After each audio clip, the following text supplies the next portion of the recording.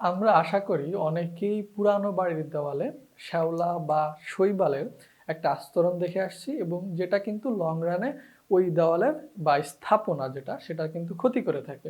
এবং যে পিচ্ছিল যুক্ত, অর্থাৎ মানে তোমরা অনেক সময় বৃষ্টির পরে যে রাস্তা খুব একটা বেশি ব্যবহার করা হয় না, বা তোমাদের যে পুকুরের যে সিঁড়িগুলা থাকে সেখানে কিন্তু তোমরা অনেক সময় শৈবালের বা শ্যাওলার একটা আস্তরণ দেখছো, এবং সেটা কিন্তু পিচ্ছিল হয়ে থাকে। এই পিচ্ছিল হওয়ার জন্য দায়ীকে শৈবালের এক ধরনের মিউসিলের জাতীয় পদার্থ।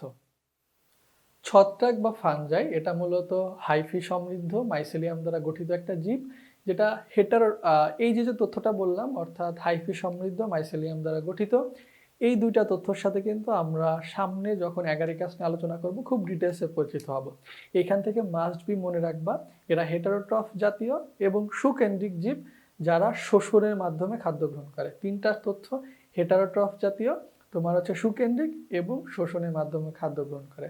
এই জন্যই কিন্তু দেখো আমাদের বৈশিষ্ট্য ২ নম্বর পয়েন্টে আছে, যেটা শোষণের মাধ্যমে খাদ্য গ্রহণ করে বলে এরা মিথজীবী বা পরজীবী। এবং মিথজীবী কথাটার কথা মিথজীবী নামক একটা নতুন শব্দ আছে, তোমরা যখন লাইকেন নিয়ে পড়তে যাবা তখন খুব ভালোভাবেই বুঝবা যে ছত্রাকের মিথজীবী বৈশিষ্ট্য কি।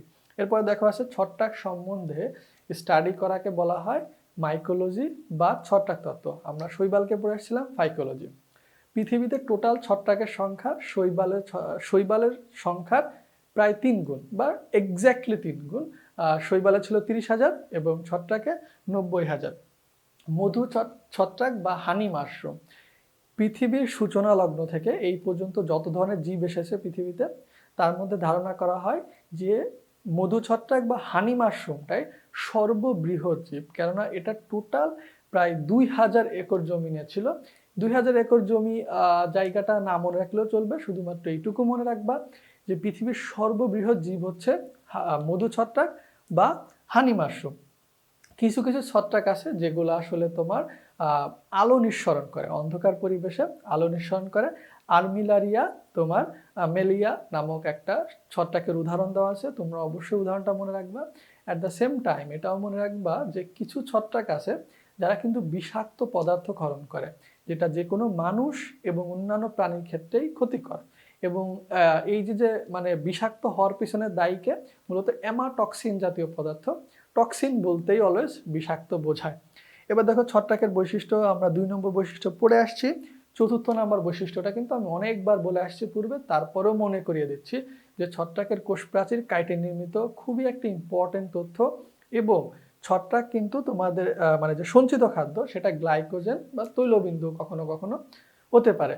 আবারও মনে করে দিই, তোমাদের সায়ানোব্যাকটেরিয়ার সঞ্চিত খাদ্য কিন্তু গ্লাইকোজেন। আর ছত্রাকের শৈবালের মতোই ভাস্কুলার টিস্যু নেই। খুব সহজভাবে মনে রাখতে পারো, টেরিডোফাইটার আগে যত এক্সাম্পল আছে কারোরই ভাস্কুলার টিস্যু নেই।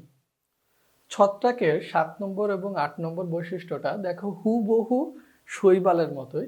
শৈবালেও এই দুইটা বৈশিষ্ট্য ছিল যে এদের জননাঙ্গ এককোষী হবে, এবং জননাঙ্গে স্ত্রী জননাঙ্গে অবস্থানকালীন জাইগট কিন্তু কখনোই বহুকোষী ভ্রূণে পরিণত হবে না। এরপরে আছে এরা কিন্তু হ্যাপ্লয়েড স্পোর দিয়ে বংশবিস্তার করে, কেননা ছত্রাক নিজে কিন্তু হ্যাপ্লয়েড। এই জন্যই এদের যখন হ্যাপ্লয়েড দুটা গ্যামিট মিলে একটা ডিপ্লয়েড জাইগট তৈরি করে, সেটাকে আবার হ্যাপ্লয়েড করার জন্য জাইগটেই মায়োসিস বিভাজন ঘটে। এটা খুবই ইম্পর্টেন্ট তথ্য। উন্নত জীবে কিন্তু জনন মাতৃকোষে মায়োসিস ঘটে, কিন্তু নিম্ন শ্রেণীর জীব যেমন ছত্রাক এখানে কিন্তু তোমার জাইগোটে মায়োসিস বিভাজন করতেছে। এরপরে আছে তীব্র অভিযোজন ক্ষমতা। এরা সাধারণত ৫ ডিগ্রি সেলসিয়াসেরও নিম্ন তাপমাত্রায় এবং কখনো কখনো ৫০ ডিগ্রি সেলসিয়াসের উপরেও বাঁচতে পারে। মার্গোলিস নামক যে বিজ্ঞানী তিনি কিন্তু ফানজাই অর্থাৎ ছত্রাক যে কিংডম সেটাকে ৫টি ফাইলামে বিভক্ত করে। দেখো জাইগোমাইকোটা, অ্যাসোমাইকোটা, ব্যাসিডিওমাইকোটা, ডিউটেরোমাইকোটা এবং মাইকোফাইকোফাইটা। এই ৫টা নাম অবশ্যই মনে রাখার ট্রাই করবা, খুব বেশি ইম্পর্টেন্ট না হলেও ভালোই ইম্পর্টেন্ট বলতে পারো এটাকে। এরপরে দেখো আমরা হাইফা এবং মাইসেলিয়াম নিয়ে এখানে পরিচিত হব। একটু আগে যেটা আমরা আসলে শুনে আসলাম কিন্তু বুঝতে পারিনি হয়তোবা। ছত্রাকের দৈহিক গঠনে আছে দেখো, ছত্রাকের সূত্রাকার শাখাকে হাইফা বলা হয়, যেটা বহু বচনে হাইফি বলা হচ্ছে। এবং এই হাইফার যে দেহ, হাইফার দেহগুলোতে তোমার এক ধরনের প্রস্থপ্রাচীর থাকে, যেটাকে মূলত এক একটা কোষকে সেপারেট করতেছে। এই জন্যই সেপারেট থেকে সেপ্টা, খুব সহজেই মনে রাখতে পারো, প্রস্থপ্রাচীরকে সেপ্টা বলা হয়। ছত্রাকের যে দৈহিক গঠন অনেকগুলা হাইফি সমৃদ্ধ, সেটাকে মূলত মাইসিলিয়াম বলে, অর্থাৎ দৈহিক গঠনটাকে মূলত মাইসিলিয়াম বলা হয়। এবং যদি এই হাইফিগুলার প্রস্থপ্রাচীর বিহীন হয়, তাহলে অনেকগুলো নিউক্লিয়াস একত্রিত হয়ে যাচ্ছে, আর বহু নিউক্লিয়াসকে একসাথে কিন্তু আমরা সিনোসাইটই বলে আসি। এই জন্য এটাকে সিনোসাইটিক মাইসিলিয়াম বলা হয়। তার খুব একটা ভালো এক্সাম্পল হচ্ছে স্যাপ্রোলিগনিয়া sp। মনে রাখতে পারো সিনো থেকে স্যাপ্রো, ওইখানে দেখো আমি লিখেও রাখছি। এটা কিন্তু খুবই ইম্পর্টেন্ট একটা তথ্য তোমাদের জন্য। ছত্রাকের হাইফা যদি যে কোনো পশুর দেহ থেকে খাদ্য শোষণ করে বা খাদ্য উপাদান শোষণ করে, তাহলে কিন্তু একটা শত্রু ভাবাপন্ন পরিবেশ বা হস্টাইল পরিবেশ সৃষ্টি হচ্ছে। কেননা যে কোনো পশুর দেহ থেকে খাদ্য বা শোষণ করতেছে, এই জন্য এটাকে বলা হচ্ছে হস্টোরিয়াম, মানে মনে রাখার টেকনিক হিসাবে। আর যদি পরিবেশ থেকে খাদ্য গ্রহণ করে, তাহলে হাইফাকে বলা হয় রাইজয়েড। কখনো কখনো উচ্চ শ্রেণীর ছত্রাকে দেখা যায় তোমার মাইসেলিয়াম শক্ত রশির মতো একটা গঠন সৃষ্টি করেছে, যেটাকে মূলত রাইজোমর্ফ বলে। অ্যাগারিকাস যেহেতু উচ্চ শ্রেণীর ছত্রাক, অ্যাগারিকাসেও রাইজোমর্ফ দেখা যায়। উদ্ভিদের সরু তোমার মূল বা মূলরোমের চারপাশেও কখনো কখনো তোমার ছত্রাকের একটা জালের মতো বেষ্টন দেখা যায়। সেই বেষ্টনটাকে মূলত মাইকোরাইজাল বলা হয়। মাইকো শব্দটা অলওয়েজ ছত্রাককে রিপ্রেজেন্ট করে, এবং জাল তো আমরা আশা করি বুঝেই গেছি। এবং এই মাইকোরাইজাল থেকে মাইকোরাইজা শব্দের উৎপত্তি, যেটা মূলত অ্যাসোসিয়েশন, অর্থাৎ উদ্ভিদের যে মূল বা মূলরোম এবং ছত্রাকের মধ্যে যে সম্পর্কটা, একটা মিথজীবী সম্পর্ক, সেটাকে রিপ্রেজেন্ট করতেছে। এর এক্সাম্পল হচ্ছে স্যাপ্রোলেগনিয়া sp। এখানে উদ্ভিদের জন্য মূলত যে ছত্রাকটা আছে, সেটা কিন্তু বিভিন্ন ধরনের খনিজ লবণ, বিশেষ করে ফসফরাস সরবরাহ করে, এবং মূল থেকে এরা খাদ্য সংগ্রহ করে।